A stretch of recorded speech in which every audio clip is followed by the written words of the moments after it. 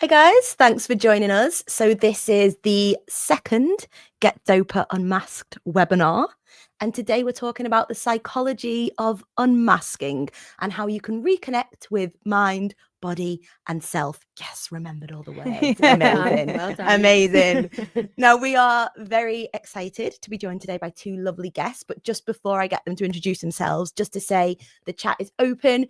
Please fire away with any questions that you have. What we're going to do is sort of talk between the three of us at the start, and then for the final section we'll be taking a moment to answer all of your questions, and we know there's going to be a ton of them, but please don't be shy, just ask away.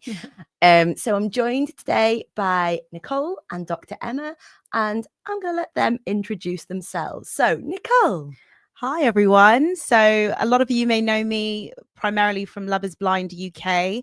Apart from that, I'm a really keen yoga person, someone who loves yoga and well-being. I also am neurospicy myself, recently diagnosed with ADHD, combined ADHD, so hyperactivity and inattentiveness.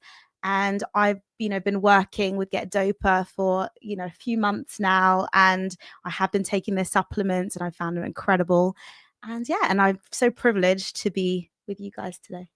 Thank you. Thank you, Nick. And also, we love working with you. Oh, we love thank it. You. Thank you. We're also joined by Dr. Emma. So Emma, would you mind letting everyone know who you are, what you do, and why you're going to be just the most amazing addition to this chat? I will say that I'm Dr. Emma Offord, a clinical psychologist, but when I get questions like that, my head doesn't know where to begin or end. Because do I tell my whole story or a little bit of my story? But for all of you, I work at Divergent Life with many incredible other specialists who are neuroaffirming, where we support and advocate for neurodivergent people. So we're therapists, we're diagnostic clinicians, but we're also people who we want to really change the narrative around neurodivergence. And so we have many hats. We're very hybrid professionals is how we describe ourselves. And I'm just a human being also, by the way. And I'm neurodivergent, if I didn't say that 10,000 times. Well, I think actually that's a good point to start, because it would be really helpful for people to maybe know what your discovery journey was, first of all, because I'm going to guess there's probably quite a lot of women in particular who might be tuning in now who are going through their own experience. So starting with you, Emma, what was your discovery journey like? It was multi-layered is definitely how I would describe it, because I knew aspects of my neurodivergence from, I would say, the age of probably about 6 or 7, which was my very heightened cycles of OCD experience. So it was very, very obvious to me that I was having experiences of intrusive thoughts and very heightened experiences of emotions and rituals. And it was just transparent to me. I can't really describe it because you're not that verbally able to articulate that at that age. But that just carried with me for such a long time of my life. And if we kind of jump into maybe a more interesting part of this journey for other people, is that I'm trained as a clinical psychologist. I worked in services. I diagnosed people around neurodivergence, and I didn't recognize myself in those services because the language and the medical model did not serve many neurodivergent people, in particular maybe women, but I'm really not going to be exclusive to that. I'm going to say there's many intersectional elements that are lost to this medical model that we have. So I didn't relate at all to autism, ADHD. And then I have a whole history of other things that maybe we'll talk about or not. But if we just stay with that, I think what's interesting about my story in particular, I was in the heart of diagnostic training and did not see all aspects of my neurodivergence until I left the NHS, until I left that purely medical model and started to work on my own, still working with that medical model in my training. But I started to listen less to the system and much more to the people who were showing up in my practice. And they were saying I've done this, this therapy. I've been to see all these people. They've diagnosed me this, they've diagnosed me that, worked for a bit. And I was just seeing all these patterns, and I was really starting to recognize something that was much more neurodivergent in them and then myself as a mirror. And also at that same time, the neurodiversity movement was really kicking off, and the grassroots of people saying, hang on a minute, I think we need to rework this understanding of neurodivergence. So all of that came together for me. And that is where it began. That's fascinating to think you're like right in the center, right of in it the heart and of still, it. Yeah. It just shows you, though, doesn't it, the absolute broad spectrum of experience and, you know, of symptoms and the way it shows up for people, that you, who are the expert in it, you know, is unable to see that. That's really interesting. Well, that's the masking, that when you stereotype something, someone, and say you're a symptom checklist, that's where you get missed. Yep. Because not some people fit that, and it's perfect for so many people. It really helps them, and it's right in that way. But it isn't for everybody, and it really misses people, and it masks you, and you don't see yourself because of that. Absolutely. And we will talk a lot more about masking in a moment. Nick, just to ask you as well, there'll be some people who've probably followed your journey, and there'll be some people who have just seen you on Love is Blind who maybe don't know. So would you like to tell your story of discovery? Yeah, so for those who do know me on Love is Blind, there was a lot that went on, but I think the key takeaway and the key blessing from that show is obviously meeting my husband, one, but the other was discovering that I was neurodivergent.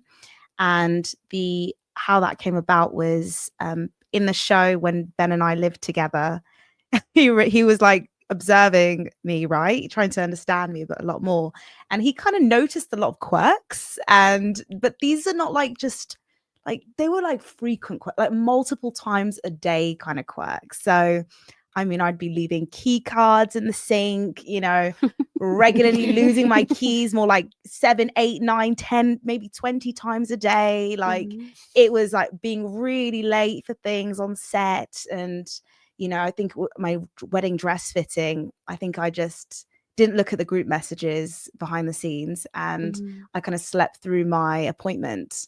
And then they knocked on the door. They were like, oh, we sent a message to you. So they started ending up sending Ben my notifications and my email, my messages, because I just wasn't responding to my group messages. I just hate group chats. They're just overwhelming. So yeah. So then he said, like, you know, have you considered that potentially you could have ADHD? I didn't understand it. I didn't have, you know, I mean, you know, you've heard of it, but for me, the association was around like naughty schoolboys. Yeah. So I thought, well, at school, I was, you know, fairly competent. I studied, you know, I've got a degree, you know, like, so that's not really me. But then when we did get married, I took it more seriously, and I went and got evaluated. And yeah, and then I got diagnosed. And it was, I mean, even the person who kind of gave the diagnosis, she said, actually, within the first 10 minutes, I could tell. I thought, really? I was like, yeah, because she asked me so many things, and I was just like, but yeah, she knew. Yeah. And I was going to just say, I would love someone to look after my WhatsApp chats for me and deal with all that. I know. We all need a Ben in our lives, I think, to take over. Yes. So we we've like briefly touched on masking, and obviously that's one of the big things that we're here to talk about today. I think there'll be a lot of people who quite possibly mask without even realizing that they're doing it as a way to fit in. But for people who sort of don't maybe know that much about it, what does masking, and I'm going to go over to you first, what does masking look like in women in particular, and what are the ways that shows up? So many people ask me this question, like, please describe masking, please describe many other kind of concepts that we hold. What I'm really going to suggest we kind of rest and lean into is that masking will look so different for everybody. So if I pretend to tell you what it looks like, I'm just going back into what we've all been living through, which is this is this and that is that, and it fits everybody, and this is the stereotype. No, masking can be so many different things for so many different people. What I will say is masking is really from a place of survival. I want to be accepted. I want to be loved. I want to survive this world. this school, this program that I'm on, and the expectations and the rules and all kinds of things. So wherever you are, whatever environment, whoever you're with, you're adapting and morphing to that. So that mask is always going to look different.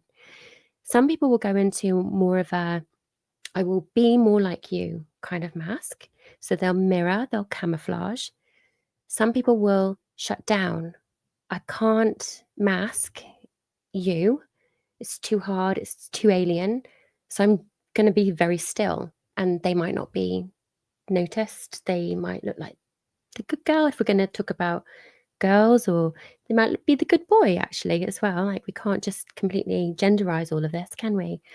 So I think you won't always see the mask, but what I often talk about is you might see the consequences of the mask. So you might see what it costs somebody to keep masking is dysregulation, burnout, physical pain, physical illness, mental health disruption. People might end up, for example, developing an eating disorder or extensive OCD rituals.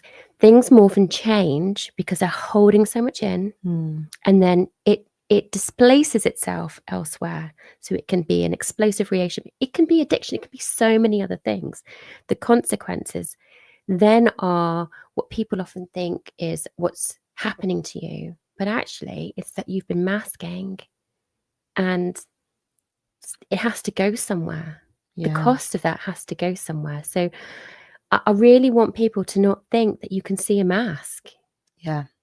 When you see people in distress, when you think, well, you're not doing what we're expecting you to do, you might actually ask yourself, what might be going on for that person behind the observable behavior, or what we call something like a mental health disorder. And I will put that in quotation marks because often that's an expression of a neurodivergent person trying to fit in and survive. Yeah. Yeah. And Nick, so you were saying before that, you know, obviously you didn't realize you were neurodivergent, you got through school, university, etc. Okay. Would you say, looking back, that there were times when you were masking in order to get through? Yeah, I mean, I didn't even have the awareness to understand it was masking. I just felt it was just me in a different situation. So for me, perfectionism was my mask, if you like. At school, I remember, you know, if I set my mind to something, that's it. That is what I would achieve. So if I, you know, I remember, you know, my sister can vouch for this. I was a runner in primary school, and I'd literally set my mind, that finish line, I will be first. And I came first in that race.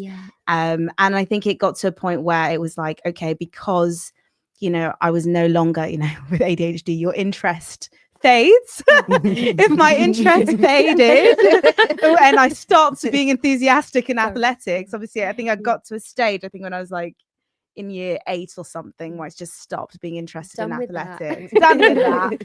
And then I just didn't want to do it anymore. I just switched off and it just wasn't happening. And I just then beat myself up because I was like, oh my God, how did I go from winning several races to like just not even wanting, like not even feeling motivated to go to an athletics training club or something.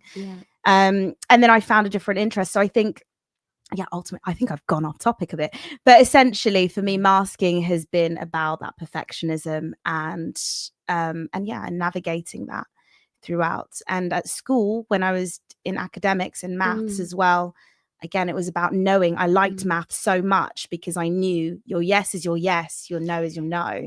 And that for me felt safe and comfortable. Whereas with, I think, other subjects, there's always a bit of a grey area where you're not sure and all of that. So, so then I just honed in on things that felt like formulaic, reliable, and that was my safety. And then the outlet was then when I got home after library or something, spending time in the library, I would just do nothing. I mean, I remember my mum saying and my sister saying, I'm so surprised you know how to cook now, because when we were children and when we're younger, I would never be in the kitchen because my sister would be watching my mum prepare food and meals, and I just dissociate and I'd just be like, no, I'm not interested, and I just watch TV or play PlayStation. I was very like, so I would just be kind of quote unquote lazy in other ways. You'd work so hard. But I'd work so hard prior to that. In school and in other things. So that's how it appeared. But obviously cooking now is actually something that you're interested in and you're driven to do it. Yes, correct. Yeah. But that perfectionism is so important when we're thinking about ADHD because ADHD is so associated with chaos. Okay. And so perfectionism doesn't seem to fit ADHD, chaos. But so many people have so many systems and are hyper vigilant to those systems. I have to have this in place. I need to check. It can look like OCD. It can become more of an OCD-like experience as well. And that's a threat response. This, I'm too chaotic. I'm going to get told off. I sense the threat. Okay, I'm learning this. If I do this, if I do that, if I check that, and you hold on to that. And I always say to people, okay, and actually also sometimes parents support that rightly a lot of the time because they're scaffolding their child. But they're like, okay, let's go with that, or let me do that for you.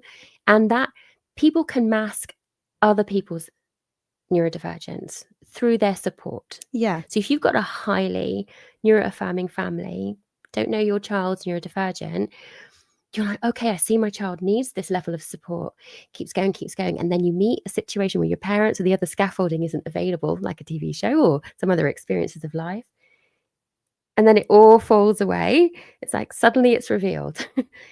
I could do that because I also had the scaffolding of support to help me do that, to keep it all in line and in order.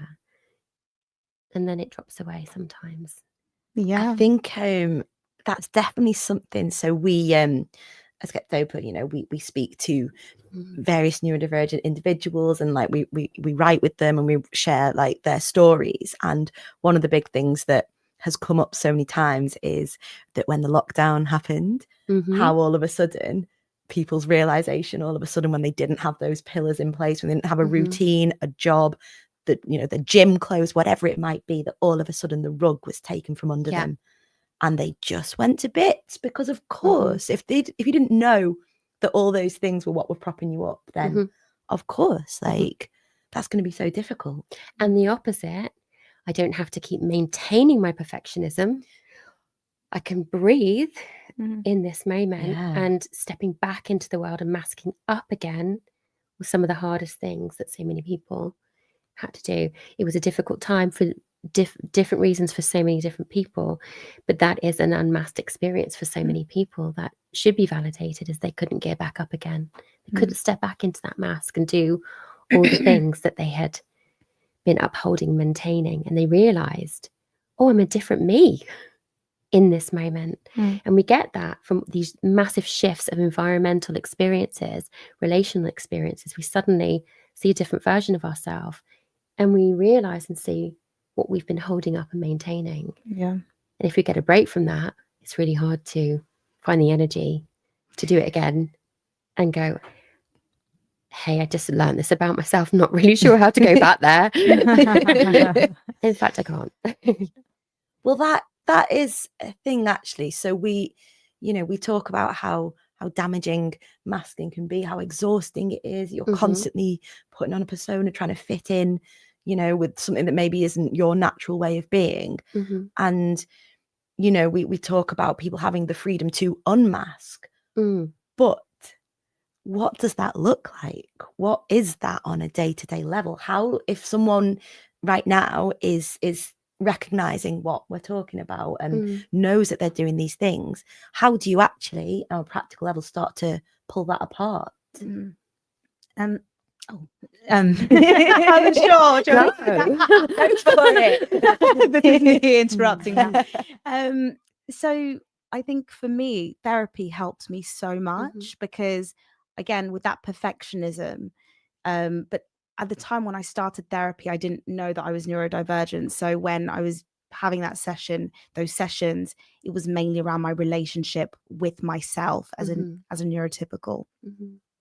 And that really helped me. And then by the time the show had come, I'd become more comfortable in the mistakes and all of these things. So that side didn't really impact me. But for me, unmasking has meant that I don't feel shame in having days where, do you know what, like I just need to be alone sometimes. And just literally the other day, I was, you know, just spending time in the room in the dark under a duvet, and I call those my duvet days. Yeah. And Yeah. I have no shame about it. Yeah. And it's what I need at a time.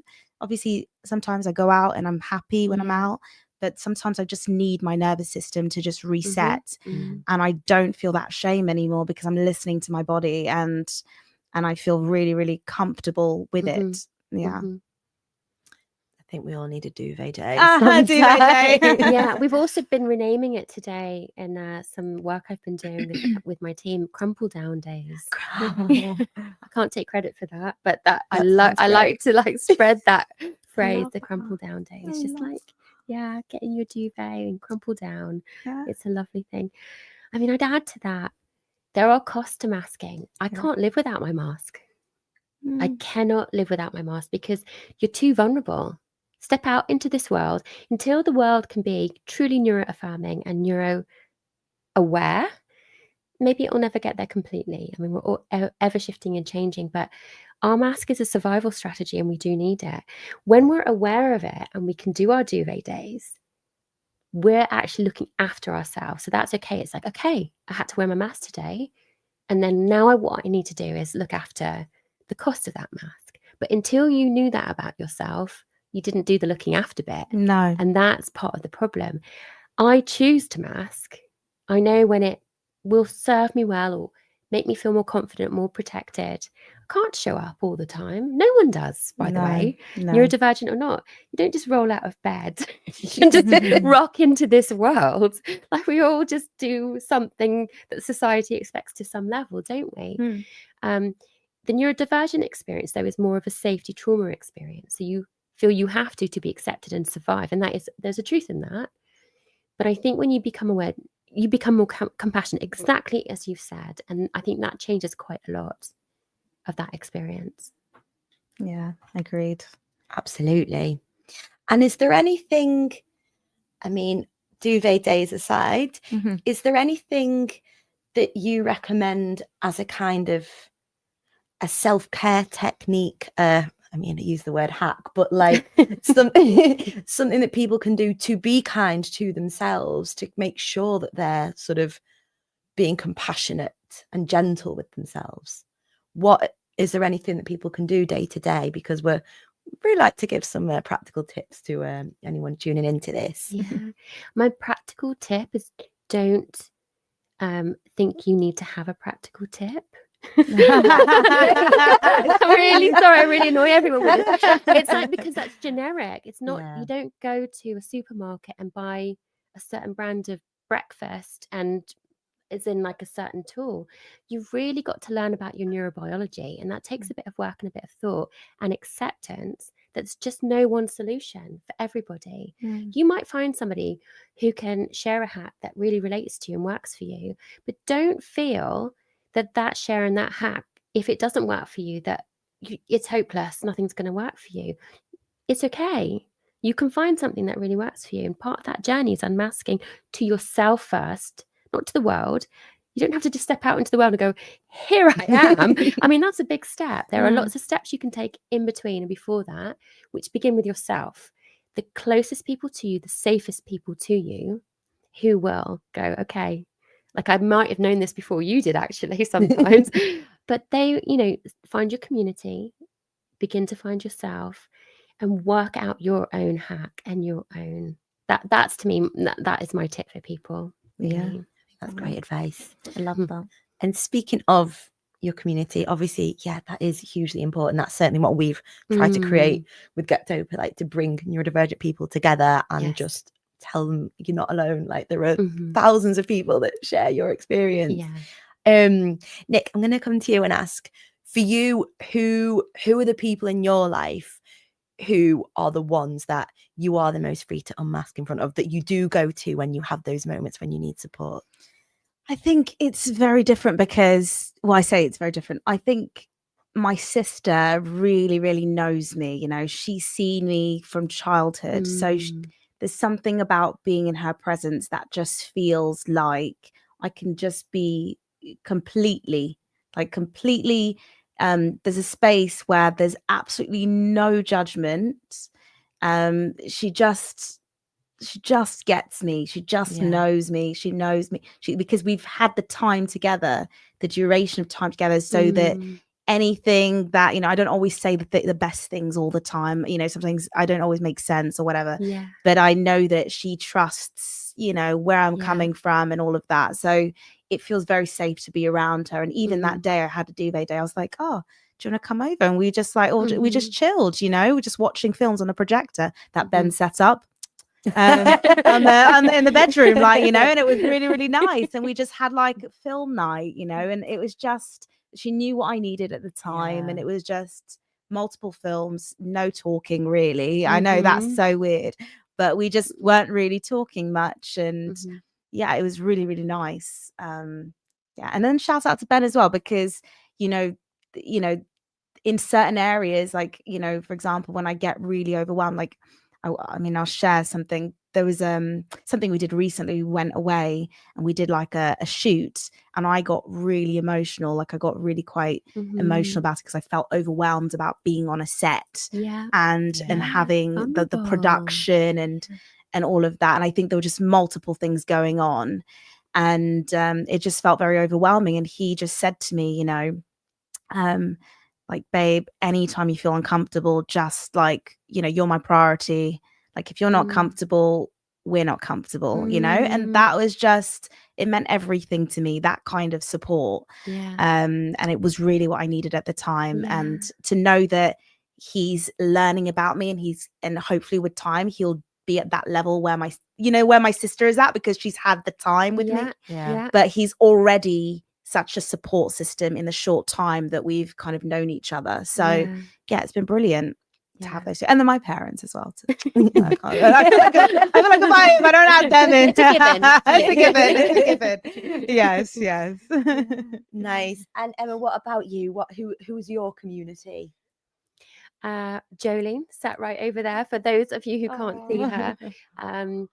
I have some very, very safe family members and very safe friends, and a safe community who, you know, since I've been online or kind of put myself out there very vulnerably, have accepted me and how I talk and who I am and my energy and my presence and my beliefs about neurodivergence. And I mean, I think safety is everything. Like, I love that you said that, Nick, because relational safety is so important.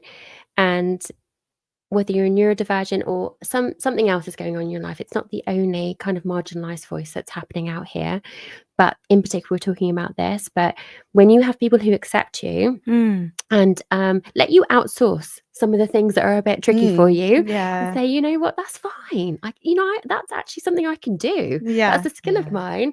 Let me scoop that up. But we can reciprocate, by the way. We can do some of our other stuff that, you know, is equally reciprocal. So, you know, sometimes it's that reciprocity, that mutuality, that acceptance of, right, maybe I don't get why you can't do that or why that's so hard, but I get that it's just difficult for you or triggering for you or overwhelming or emotional for you.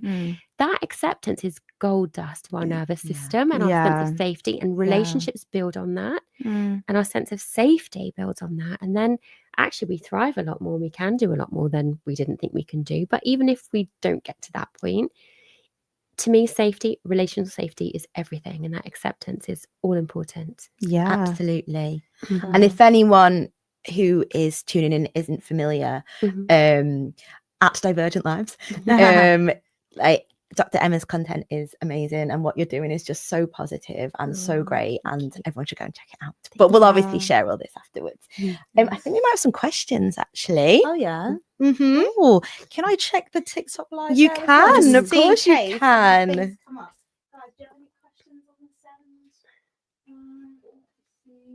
send? Okay.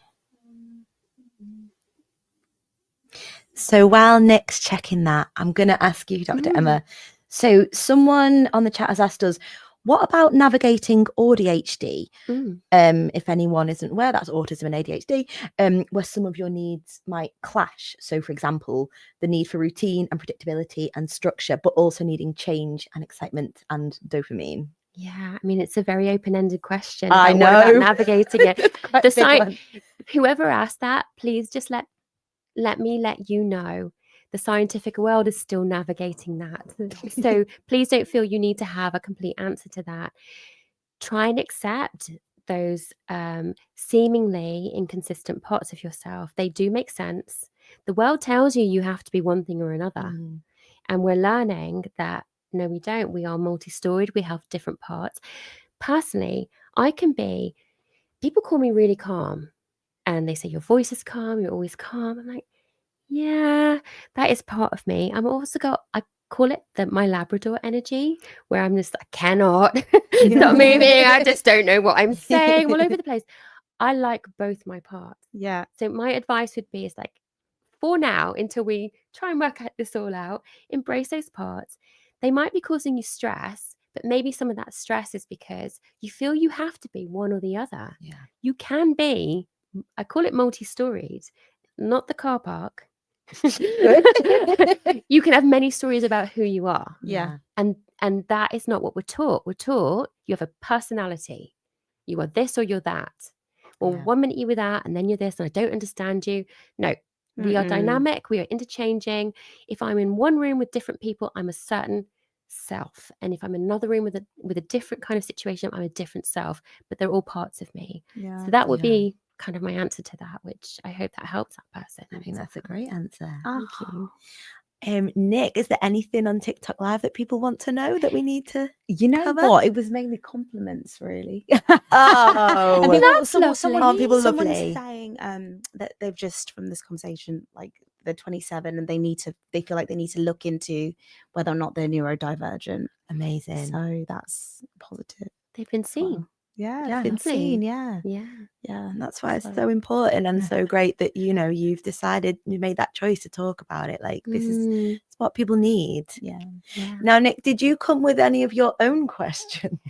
I think for me it was mainly, let me just grab mine. So how do you differentiate growth from masking? Wait, hold on. Masking is okay. So how do you differentiate growth to masking as a survival strategy? Like how do you differentiate that? I don't think you can differentiate them. Okay. Necessarily. Again, it's a very complex question. You can grow within masking because maybe that helps you grow. Like, I want to step outside into this environment, so I might need to mask up a little bit. Like I said earlier, if you're making a bit of a conscious choice and you're aware of it, it's not for anyone else necessarily. It's mainly for you. Like, I want to be in that environment. I want that opportunity. I recognize this is the demands of that opportunity and that environment. So I might need to do something. And then you can gradually maybe step outside of that. That's how I've lived my life. I'm growing through my masking and unmasking. It comes on, it comes off all the time. So I step into my professional role, I step out of it. I mean, I wasn't born Dr. Emma, clinical psychologist, come out going, you are this and you are that, I'm reading your mind, all that crap. I was just Emma, and I trained and I went down a route, like we all go down a path and then we find another path and stuff like that. So, there's a lot of pressure to unmask or to deal with the mask and things like that. I really ask people to take it very gently and actually appreciate your mask because it kept you, going sometimes. Yes, it had costs, but it really kept you going, and, honor it and appreciate it. And survival strategies are survival strategies to help you survive. Yeah. They might not be, a threat to life, but they are a relational threat. And that's what I think people miss when they are trying to understand masking and that being a survival strategy. Being accepted is a threat. Being non-accepted is a threat. Like we're hardwired to connect. We don't survive on our own. us as babies, other animals can just kind of sprint off. Humans don't. We need to be held, fed, all kinds of stuff. It's in our hardwiring from a very young age. And so that masking is about relational connection. And I think this is something that we all need to really learn and understand as a society, the importance of that, and the hard work that people are putting into masking is about, I really want to be loved. I really want you to like me or accept me as I am and who I am. So you have to honor your mask, I think. I love that. I love that. I've got a question that someone asked me a few weeks ago. I couldn't answer it because, obviously I'm not clinical psychologist or anything, but the question was what type, because they are dating and they want to know what kind of qualities do they need to look for in a partner that may differentiate from someone who's neurotypical. Tell me the question again.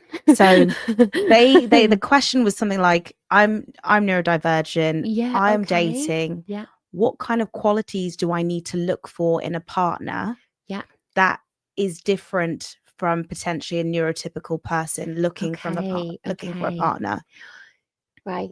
I don't know if this is going to make sense. I hope it does. I think it's an ableist question. Okay. It's like, how do I need to navigate an ableist neurotypical, predominant neurotypical world? It's still asking the questions that society has built in us.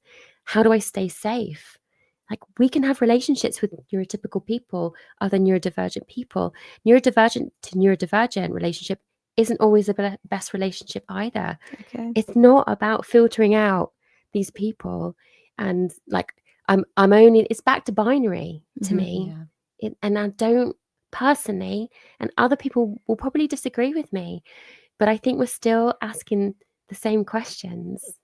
But if we reveal the lens of neurodiversity, it's like, who am I in relation to somebody else? And who might that person be? I don't even know now. So whether you're neurodivergent of a particular neurodivergence, a combination, neurotypical, or a different intersection, like, I cannot answer that question for anybody, and I wouldn't even pretend that I could. Like, I felt it was a bit loaded. I dislike myself if I try to answer that with like some kind of expert certainty. Yeah. Is that the first thing we want to be looking for going into a new relationship? It's, how can this person fix me? I'd go with a bit of the gut, actually. I'd go back to my body and try and go and trust my body again, because so much of society has taken us out of that, and we're like thinking. So we're asking the questions about who's right for us. How about we feel who's right for us? Yeah. It's probably much more of and that's going to take a lot for society and all of us. I needed probiotics though. I've got some more questions coming through on the chat. So, okay, actually, I've just realised we are coming dangerously close to the end of the session. You're joking. I know, but we've got the chance to answer one more question. I think we've got a few minutes left. So the question we have had come in is as follows. I mask at work. How can I approach making my work life easier? I'm going to add in a bit of context to that obviously, a lot of workplaces do not have an awareness or any support in place for neurodivergent people. They don't understand what people's needs are. But is there anything that either of you would answer to that person? First of all, I just want to empathize with that person. I'm sorry that feels that way, and appreciate that you're reaching out. And there you go. There you start. That's the beginning. Again, you're not going to jump to a solution. None of us are here with a solution. Yeah. We just don't have it. We're still working it out, by the way. Yeah. Well, I am. I'm still working it out. But to ask the question and to acknowledge there might not be something right here is where you start. And then you start to look elsewhere in terms of who am I? What am I? Why isn't this working? What does this workplace maybe not do right for me? Not what do I need to do to fit into this workplace? Start to ask about the system around you and maybe what might it be missing for you. Amazing. Yeah. Well, guys, thank you Yes. so much Oh, for thank joining us. you. It's been a real pleasure. Really appreciate it. And I'm sure, hope everyone at home has got something from it and found it helpful and interesting. And yeah, to everyone watching, thank you so much for tuning in. And yeah, we'll see you soon. Thank you. Bye. Bye.